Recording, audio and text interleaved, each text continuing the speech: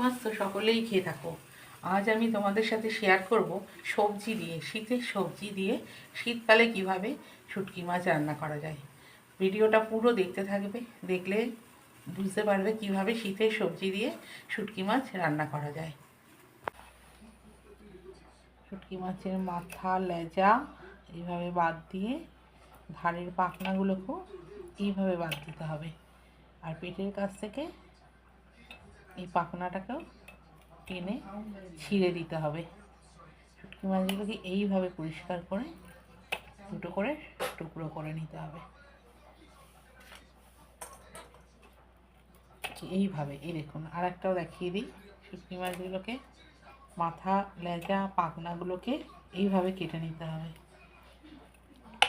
এইভাবে লেজাটাকেও কেটে নিতে হবে, আর পেটের মাঝখান দিয়ে এইভাবে বার করে নিতে হবে, নিয়ে দুটো টুকরো করে দিতে হবে।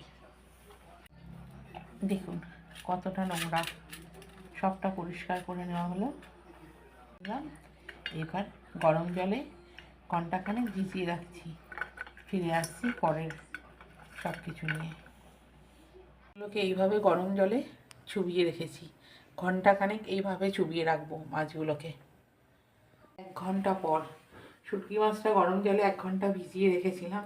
আর নিয়ে নিয়েছি লম্বা করে কেটে রাখা কিছু আলু, মূলো, বেগুন, সাদা শিম, আর নিয়ে নিয়েছি পেঁয়াজকালি, নিয়েছি কিছুটা ধনেপাতা কুচি, দুটো কাঁচা লঙ্কা, আর নিয়েছি বড় সাইজের একটা টমেটো।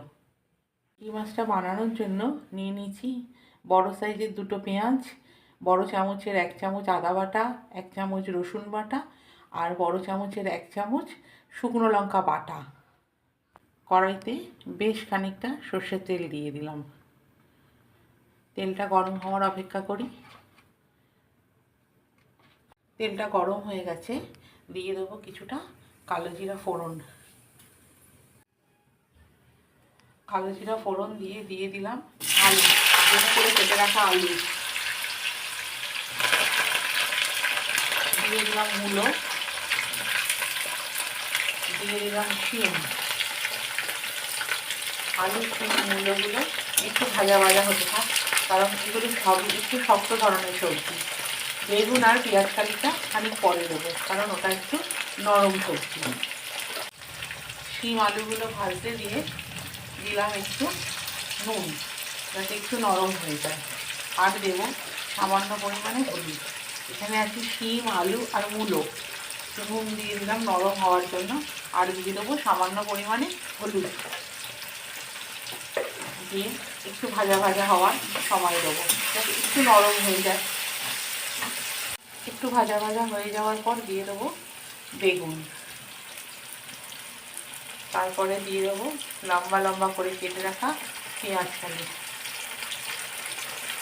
এগুলো দিয়ে একটু ভাজতে থাকবো। নুন আর হলুদ তো আগেই দিয়েছি, এগুলো দিয়ে একটু ভেজে নেব।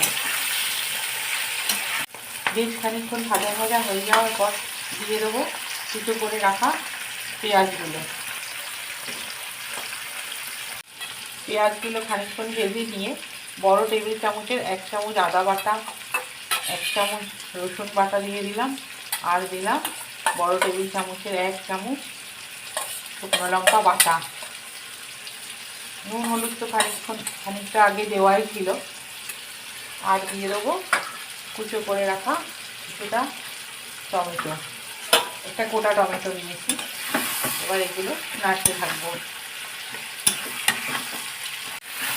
এইভাবে খানিকক্ষণ নাড়তে নাড়তে যখন একটুখানি মজে আসবে, তারপর দিয়ে দেবো শুটকি মাছগুলো। শুটকি মাছগুলো যেগুলো ধুয়ে পরিষ্কার করে রেখেছিলাম সেগুলো এইভাবে দিয়ে দেবো। আর দিয়ে দেবো দুটো চেরা কাঁচা লঙ্কা, একটু গন্ধ আর একটু ঝাল হওয়ার জন্য। এইভাবে নাড়তে থাকবো অনেকক্ষণ, যতক্ষণ না মশলার কাঁচা গন্ধটা চলে যায়। আমি যেহেতু একটু ঝাল বেশি খাই, তাই বাটা লঙ্কা দেওয়ার পরও দুটো কাঁচা লঙ্কা দিলাম। ঝালটা আপনারা যে যার নিজের মতো করে দেবেন, কেউ যতটা পরিমাণে ঝাল খাবেন সেইভাবে দেবেন। কেউ একটু বেশি খায়, কেউ একটু কম খায় ঝালটা। অল্প একটু ধনেপাতা কুচি দিয়ে নাড়তে থাকবো যাতে গন্ধটা ভালো হয়। আর কিছুটা ধনেপাতা রেখে দিলাম, নামানোর পরে দেবো। এইভাবে কষতে কষতে দেখো তেল পুরো ছেড়ে গেছে। যেই তেল ছেড়ে আসবে, যে বাটিতে মশলা রেখেছিলাম সেই মশলার জলটা ওপর থেকে দিয়ে দেবো। আরও খানিকটা জল দিতে হবে, কারণ শুটকি মাছগুলো তো শুকনো, একটু সেদ্ধ হওয়ার জন্য অল্প একটু জল দিয়ে ফুটতে দিতে লাগবো। ফুটতে থাকুক, ফুটলে নরম হয়ে গেলে তার উপরে আবার দেবো ধনেপাতা কুচি। প্রথমে দিয়েছিলাম আর কিছুটা রেখে দিয়েছিলাম, নামানোর সময় দেবো বলে দিয়ে দিলাম কিছুটা ধনেপাতা কুচি। শুটকি মাছ খাওয়ার জন্য সম্পূর্ণ রেডি।